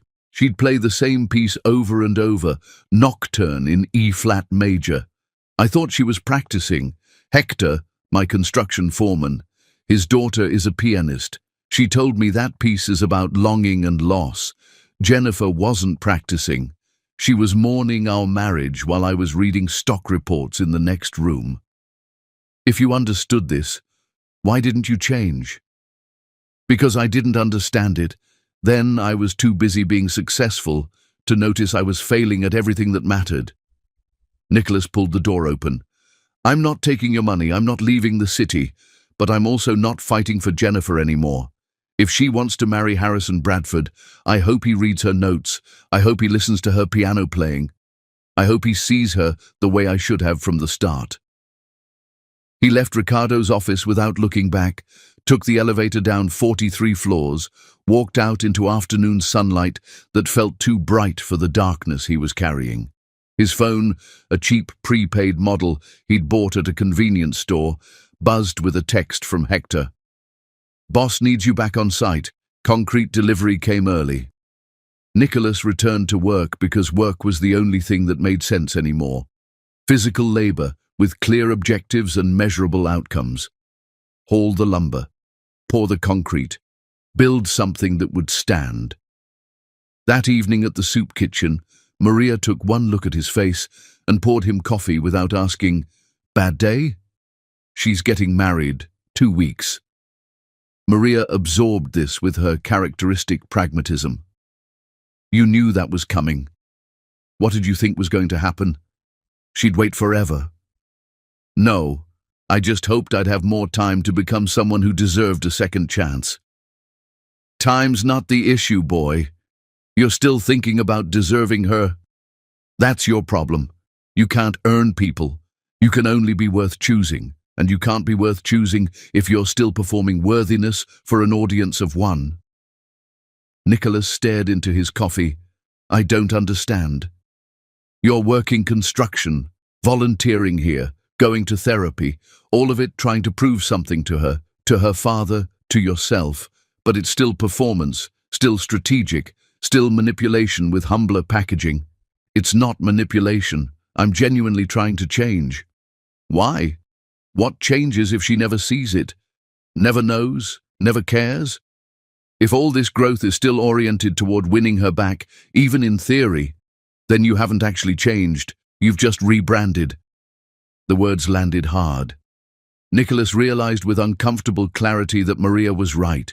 Everything he'd done for 8 months, the construction work, the therapy, the volunteering, had been secretly aimed at Jennifer, proof of transformation, evidence of growth, a case for redemption. He'd been building a better trap, not becoming a better person. What do I do instead? Maria refilled his coffee. Figure out who you want to be when nobody's watching, when there's no reward, no applause, no second chance, just you and your choices. That's when real change happens, when you stop performing it and start living it. Nicholas left the soup kitchen that night and walked to the waterfront where he'd met the veteran 8 months ago. The bench was empty now. The water reflected broken city lights like it always had. He thought about Jennifer marrying Harrison Bradford in 2 weeks. Thought about sticky notes he'd thrown away. Thought about piano music he'd ignored. Thought about 8 years of taking her for granted, followed by 8 months of performing repentance. Then he stopped thinking about her entirely. Started thinking about the onions he'd chop tomorrow at the soup kitchen, the lumber he'd haul at the construction site, the therapy session with Dr. Williams where he'd discuss this conversation, the studio apartment where nobody saw him. The life he was building that Jennifer would never witness. Maria was right. If he only changed to win her back, he hadn't changed at all. For the first time in 8 months, Nicholas wasn't thinking about redemption. He was thinking about becoming someone he could respect when he looked in the mirror. Whether Jennifer ever saw it was no longer the point. Chapter 9. The breaking point. The fire at Harbour House started in the electrical room, but Nicholas ran toward the flames because Jennifer's car was in the parking lot, and some lessons only matter when you're willing to die proving them. The women's shelter occupied an old converted school building on the east side. Nicholas knew this because he'd started volunteering there 2 months ago, not at Harbour House itself, but at the food bank that supplied it. He'd been loading boxes of donated supplies into the delivery truck when the alarm started screaming, "Everyone out!" The shelter director, a woman named Angela, was herding residents toward the exits. "Leave everything! Move!" Nicholas saw the smoke pouring from the basement windows, saw mothers grabbing children, women in various states of escape from violence scrambling towards safety. The building was old, the kind of structure that would burn fast once the fire took hold. Then he saw Angela's face go white. Sophia's son, Diego. He's still in the playroom, second floor. She went back for her phone. Nicholas didn't think thinking would have stopped him. He grabbed a jacket from someone's abandoned pile, soaked it under the exterior faucet, and ran into the building through the side entrance before anyone could stop him. The smoke was thicker inside. Heat radiated from below. The stairwell leading up was clear, but filling fast. Nicholas took the steps 3 at a time, his construction-hardened legs driving him upward through air that burned his lungs. The playroom door was closed. He kicked it open. A boy, maybe 5 years old, sat frozen in the corner, surrounded by scattered toys. Too terrified to move, Nicholas wrapped the wet jacket around him and ran. The stairs were worse now. Flames licked up through gaps in the floor. The wet jacket steamed as he covered the boy's head. His own lungs screamed for air that wasn't there. He stumbled, caught himself on the railing that burned through his palm, kept moving because stopping meant dying. He made it outside as the first fire truck arrived. Paramedics grabbed Diego, checking him over while Sophia collapsed. Sobbing with relief, Nicholas collapsed too, coughing smoke and burnt air. His palm blistered where the railing had seared flesh. "You stupid, brave fool," Angela said, kneeling beside him. Her eyes were streaming. From smoke or tears, he couldn't tell. "That was the most reckless thing I've ever seen." Kid was inside. His voice came out ragged. "Couldn't leave him." The fire department contained the blaze before it consumed the whole structure, but the damage was catastrophic. The basement was destroyed, first floor smoke damage beyond repair. The shelter's operations would be shut down for months while repairs happened. If they could afford repairs, Nicholas sat on the ambulance's back bumper while a paramedic treated his hand. The burn was second degree, would scar. He watched families from the shelter being loaded into emergency housing vans, 43 women and children displaced. Nowhere to go. The city's other shelters were already at capacity. "Mr. Whitmore?" A reporter from the local news had materialized. "Can you tell us what happened?" "Building caught fire. Kid was trapped. I went in." "You're the tech entrepreneur who—" "I'm nobody. Focus on them." He nodded toward the families. "They need housing. They need help. That's your story." The reporter started to argue, but her cameraman nudged her, pointing. A black Tesla had pulled up. Jennifer stepped out wearing a business suit, her phone already pressed to her ear. She spotted Angela and headed straight for her, not seeing Nicholas in the ambulance's shadow. "How many displaced?" Jennifer's voice carried. 43. I need emergency housing solutions for 43 people immediately. Call the Grandview. Clear their extended stay wing. Send the bill to Castellano Ventures. Get them transportation now." She was managing the crisis with the efficiency of someone who'd done this before. Her phone rang again. "Yes, this is Jennifer Castellano. I need approval for emergency shelter reconstruction funding from the Catalina Foundation, full renovation, upgraded safety systems, immediate mobilization."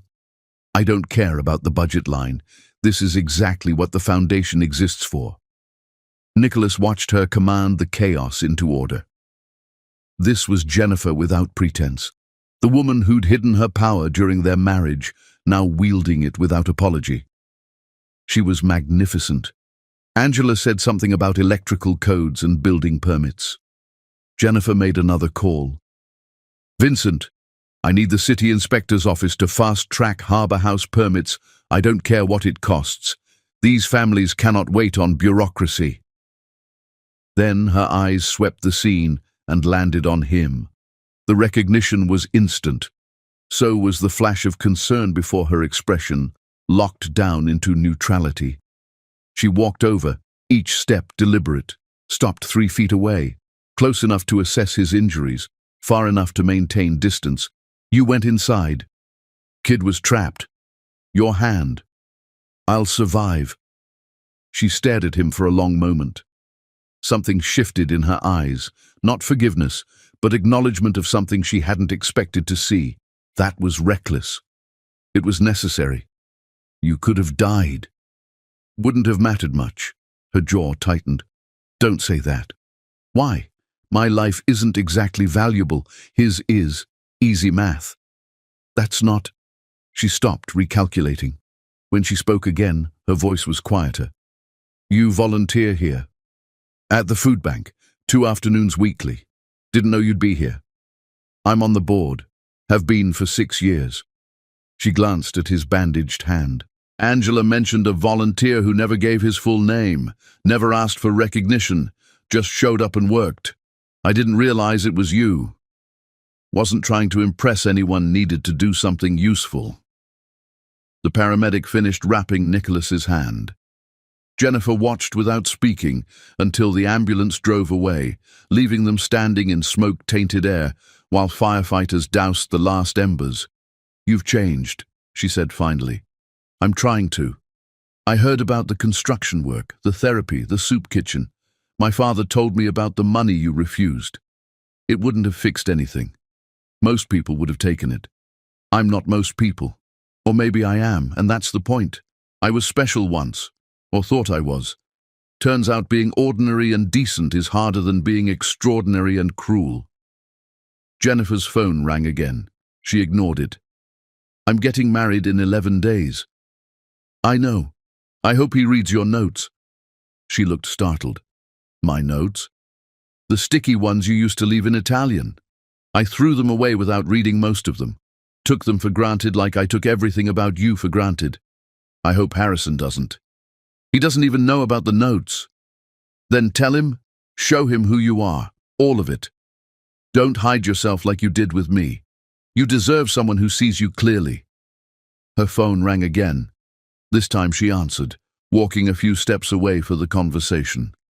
Nicholas used the moment to leave, heading toward the bus stop because his car had been repossessed months ago. Wait. Jennifer's voice stopped him. She'd ended the call and was standing in the smoke-hazed parking lot, backlit by emergency lights. Diego's mother, Sophia, she wants to thank you. Will you stay? She doesn't need to thank me. Stay anyway. So he stayed. Sophia approached with Diego clinging to her leg, the boy's face still smudged with soot. She was crying again, words tumbling out in Spanish too fast for Nicholas to follow. Jennifer translated quietly. She says you saved her son's life. She says God sent you. She says she'll pray for you every day for the rest of her life. Nicholas knelt down to Diego's level. You were very brave in there, buddy, way braver than me. The boy studied him with solemn 5-year-old eyes. Then he hugged Nicholas with the fierce desperation of someone who understands rescue. Nicholas hugged him back, his burnt hand throbbing, his smoke-damaged lungs aching, his heart breaking open in ways he didn't know it could. When Sophia and Diego left with the emergency housing transport, Jennifer was still standing there. The crisis had been managed. The families were housed. The shelter reconstruction was funded and approved, but she hadn't left. I don't understand you anymore, she said. That's fair. I don't understand me either most days. The man I married would never have run into a burning building. The man you married was a coward who only took risks that benefited himself. This version is trying to figure out what bravery looks like when nobody's watching. I'm watching. That wasn't the point of it. Her phone rang for the 15th time. This time she declined the call, turned it off completely. That shocked Nicholas more than anything. Jennifer ignoring her responsibilities was unthinkable. Come with me, she said. Jennifer, please, just come with me. She led him to her Tesla. He climbed in, feeling absurd in his smoke-stained clothes and bandaged hand. She drove in silence through the city, past the construction site where he worked, past the soup kitchen where he volunteered, past the library where he'd learned who she really was. She stopped at a cemetery on the west side. Catalina Castellano's grave was marked with simple granite and fresh flowers. "I come here when I need clarity," Jennifer said, standing before her mother's headstone. "When I'm trying to make impossible decisions, when I need to remember who I am." "Why are we here?" "Because you saved a child's life today. Because you've spent 8 months becoming someone I don't recognize. Because I'm supposed to marry Harrison in 11 days and I can't stop thinking about a man who used to throw away my love notes." "Don't do this, Jennifer. Don't let me complicate what you've built. Harrison is good for you. Your father said so. He's stable, reliable, from the right world, everything I wasn't. He's boring. He's safe. He's exactly what my father wants." "What do you want?" She turned to face him fully.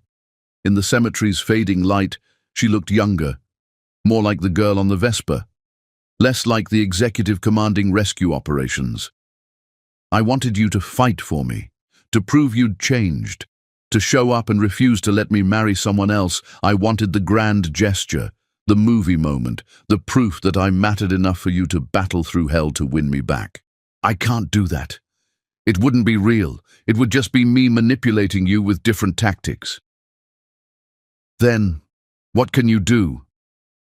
Nicholas looked at her mother's grave, at the woman who died too young, at the loss that had shaped Jennifer into someone who hid her power to test if she'd be loved without it.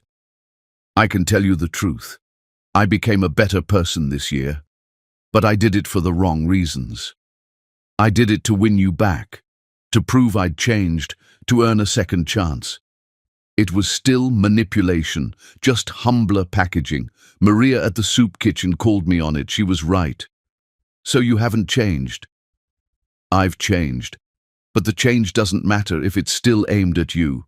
Real change happens when there's no audience, no reward, no applause. When you become better, because being better is its own point. I'm not there yet. Maybe I never will be. But I'm trying." Jennifer wiped her eyes with the back of her hand. "You ran into a burning building today. That wasn't for you. That was for a terrified kid who needed someone." "I know. That's what terrifies me." "Why?" She laughed, but it came out broken. "Because for 8 years I waited for you to become the man you were pretending to be. I waited for you to see me clearly, fight for us, choose me over your ego. You never did.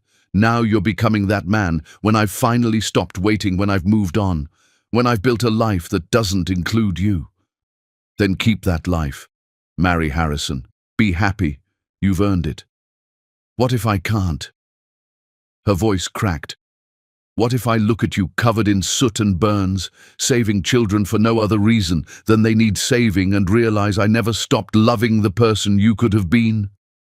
Then love the memory, let me go. I destroyed us, Jennifer. I don't get to resurrect what I killed. What if I want to try? Then wait. Not for me. For yourself. Don't marry Harrison to prove you've moved on. Don't marry him because your father chose him. Don't marry him because it's safe. Marry him because you love him, or don't marry him at all. And us? There is no us. There's you, being extraordinary, and there's me, trying to become someone ordinary and decent. Maybe those paths cross again someday. Maybe they don't. Either way, you deserve more than a man who only figured out your worth after losing you." He started to walk away. She called after him. "Where are you going?" "Bus stop, then home. Then tomorrow I'll pour concrete and chop onions and go to therapy and try to be better than I was yesterday, same as always." "Let me drive you." "No. You need to go home and think about what you really want, without me confusing things, without guilt or history or what-ifs, just you and the future you're trying to build." This time when he walked away, she didn't stop him. Nicholas caught the bus 3 blocks away, his burnt hand throbbing, his lungs still raw from smoke, his heart uncertain whether it was breaking or healing. He didn't look back to see if she was still standing by her mother's grave. Looking back would have meant he was still performing for her approval, and that version of Nicholas needed to stay dead. Chapter 10. The Queen's Choice. The wedding was supposed to start in 40 minutes, but Jennifer stood in the bridal suite writing a letter to a man who taught her that real love means letting go, and Harrison deserved better than a bride whose heart lived somewhere else. Her wedding dress cost $30,000. Vera Wang, custom-fitted, exactly what her father had envisioned for this moment. The engagement ring Harrison had given her, 3 carats, flawless clarity, caught morning light streaming through the suite's windows. 200 guests waited downstairs in the Grandview Hotel's grand ballroom, the same room where Nicholas had destroyed their marriage a year ago. "You look stunning." Her father stood in the doorway, distinguished in his tuxedo, pride and something heavier warring in his expression. "Harrison is a fortunate man." "Papa, we need to talk." "The ceremony starts in 37 minutes. "I know." She set down her pen. The letter remained unfinished. "I can't marry him." Ricardo went very still. "Explain." "I respect Harrison. I admire him. I could probably build a decent life with him, but I don't love him the way a wife should love her husband, and he deserves someone who does." "This is about Whitmore, not a question. This is about me, about choosing honestly instead of strategically, about not making the same mistake twice, marrying someone for the wrong reasons." She met her father's eyes. "You married Mama because you loved her, despite the business complications, the family objections, the risk. You chose love. I chose it once with Nicholas, and it destroyed me, but choosing safety with Harrison would destroy me differently. Nicholas hasn't contacted you in months. He refused my money, refused to fight for you, walked away. What future do you imagine?" "None. I'm not choosing Nicholas. I'm choosing not to marry Harrison. Those are different things." Ricardo studied her the way he studied merger contracts, searching for loopholes, hidden clauses, strategic weaknesses. "Your mother would be proud of this decision. I'm terrified by it." "Why?" "Because you're strong enough to walk away from security. That kind of strength either builds empires or destroys them. I don't know which you're choosing." "Neither do I. But I know marrying Harrison when my heart isn't fully his would be cruelty. He deserves better." Her father nodded slowly. "I'll inform the guests. You tell Harrison." Harrison took the news with the grace of a man who'd suspected this outcome. They sat in the empty bride's room while 200 guests received modified announcements downstairs.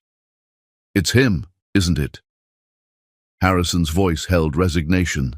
"Not anger. It's me. I'm not ready. Maybe not for you. Maybe not for anyone. But definitely not today. I wanted to be enough. I tried to be what you needed. You were everything right. That's not the same as everything I need." She touched his hand gently. "You deserve someone whose heart races when you enter a room. Someone who chooses you wildly, not wisely. I'm sorry, I couldn't be her." "Do you love him still?" Jennifer considered the question honestly. "I love who he's becoming. I love that he saved a child from a fire without thinking about recognition. I love that he volunteers at places I support without knowing I'd see. I love that he turned down my father's money. But loving someone doesn't mean choosing them. Sometimes it means letting them grow without you." Harrison left to face the guests he'd need to explain this to. Jennifer sat alone in her wedding dress, feeling lighter despite the collapse of plans. Her phone buzzed. A text from Angela at Harbour House. "Construction finished ahead of schedule. Ribbon cutting tomorrow, 2 p.m. if you're available. Your volunteer friend Nicholas will be there. He coordinated the construction crew's donated labor." Jennifer stared at the message. Nicholas had spent months organizing his construction crew to rebuild Harbour House in their off-hours unpaid. Unacknowledged. Simply because it needed doing.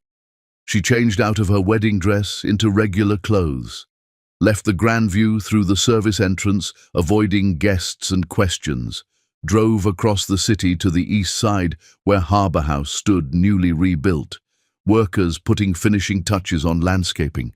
Nicholas was there directing the crew, his burned hand still bandaged but functional. He wore construction clothes, his face lined with exhaustion and purpose. He hadn't shaved, looked older than his years. Beautiful in his ordinary determination, she watched from her car for 20 minutes, watched him laugh with Hector, watched him help haul a last load of supplies, watched him pause to take a photo of the finished building, probably for the completion records. Then he saw her, stopped mid-motion. The crew kept working around him, but his focus narrowed to Jennifer sitting in her Tesla, watching his world instead of commanding her own. He walked over slowly, stopping a respectful distance from the car. She rolled down the window. "You're supposed to be getting married," he said. "I was. I'm not. I called it off." His expression flickered. Hope, fear, confusion cycling through too fast to name. "Why?" "Because Harrison deserved someone who loved him wildly. I only respected him safely. That's not enough foundation for forever." "So what now?" Jennifer climbed out of the car, stood facing him in the parking lot of a women's shelter he'd helped rebuild without expecting recognition. "Now I figure out who Jennifer Castellano is when she stops hiding behind strategic choices, when she stops testing men to see if they'll love her without her power, when she stops waiting for someone to become what they should have been and starts building what she actually wants." That sounds lonely. Probably. But honest lonely is better than safe lonely. Nicholas nodded. "For what it's worth, I think Harrison's loss is nobody's gain. You choosing yourself, that's not something anyone else gets to claim. You're not going to fight for me?" "No." The answer hurt, despite expecting it. "Why not?" "Because fighting for you would be about me, my redemption, my second chance, my need to prove I've changed. That's still manipulation. You deserve someone who chooses you without needing to prove anything. What if I want you to want me? I've wanted you every day for a year, wanted you so badly I could barely breathe through it. But wanting you isn't the same as being worthy of you. I destroyed the most precious thing in my life because I couldn't see its value until it was gone. That's not love. That's learning. And I'm still learning." Jennifer felt tears threatening. "So we just walk away after everything? We heal, separately. You build the life you deserve without testing whether men will love you without your name. I build the person I should have been without performing redemption for your approval. Maybe those paths cross again. Maybe they don't." "That's heartbreaking." "Yeah." His smile was sad and genuine. "But it's honest, and we never had that before." The construction crew was loading equipment into trucks. Hector called out, asking about tomorrow's worksite. Normal life continuing despite emotional earthquakes. "The ribbon cutting tomorrow," Jennifer said. "Will you be there?" "Probably not. Angela should have that moment. The residents should have that moment.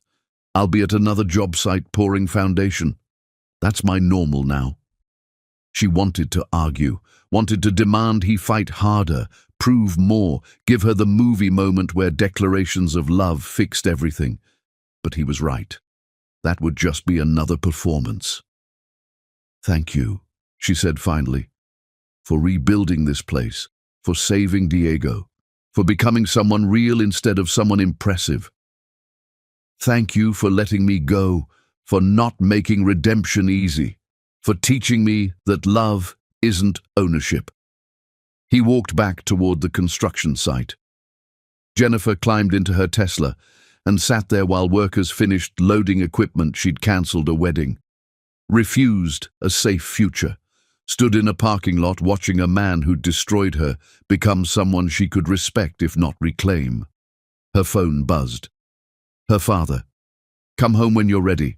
No judgments. Just family." 6 months later, Jennifer was keynoting a women's tech leadership conference when she saw Nicholas in the audience, Not front row, where he'd be noticed, but middle section, taking notes on actual paper like someone genuinely interested in content. She stumbled slightly in her speech, recovered, finished strong to standing applause. During the networking session, he didn't approach, just stood by the exit talking with other attendees about the session's topics. She found him as people were leaving. You came. Your speech on ethical AI was important. Wanted to hear it. You could have watched online. Some things deserve showing up for. They stood in the conference center's lobby while people flowed around them. A year and a half since the burning building. A year since her cancelled wedding. 6 months since she'd last seen him. I started a company, he said, security software for domestic violence shelters, free for non-profits. We launched last month. It's small. Probably always will be. But it matters. That's beautiful work. It's honest work. Turns out I'm better at honest than impressive. How's therapy? Hard, good, ongoing. Dr. Williams says I've graduated from self-hatred to self-improvement progress. Jennifer laughed. Real laughter that felt like sunshine after rain. Coffee? I don't think that's wise. Why not? Because I still love you. Because coffee would be me hoping for more. Because you deserve someone who shows up not hoping anything. What if I want more? Nicholas smiled. The smile from the Vespa, from the Italian village, from before everything broke. Then ask me again in 6 months. If we're supposed to rebuild what we destroyed, it won't disappear because we waited. He left. Jennifer stood watching him go, feeling simultaneously devastated and hopeful. 6 months later, she asked him to coffee. He said yes. They talked for 4 hours about everything except their past. When they left, he didn't ask for her number. She didn't offer it. 3 months after that, they ran into each other at Harbour House's fundraiser, danced once, laughed twice, said goodbye at the end without promises. 2 years after the burning building, Nicholas proposed in that Italian village where they'd first fallen. No ring, no planning, just truth. I love you without needing you. I choose you without requiring you. I want to build something real with you. Not marriage as redemption or second chances as validation. Just us. Honest. Equal. Choosing each other because we're finally worth choosing. Jennifer said yes. They married quietly with 30 people. Family, close friends, the construction crew, Harbour House residents, Dr. Williams. Ricardo walked her down the aisle wearing her mother's favorite smile. The wedding bands were simple gold. No diamonds, no extravagance, just commitment. Their vows were brief. I see you clearly.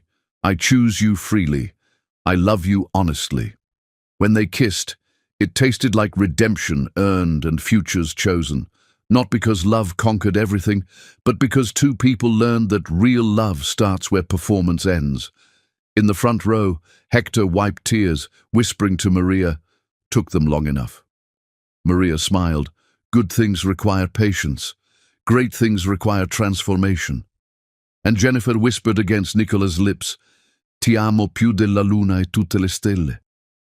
And Jennifer whispered against Nicholas's lips, "Ti amo più della luna e tutte le stelle."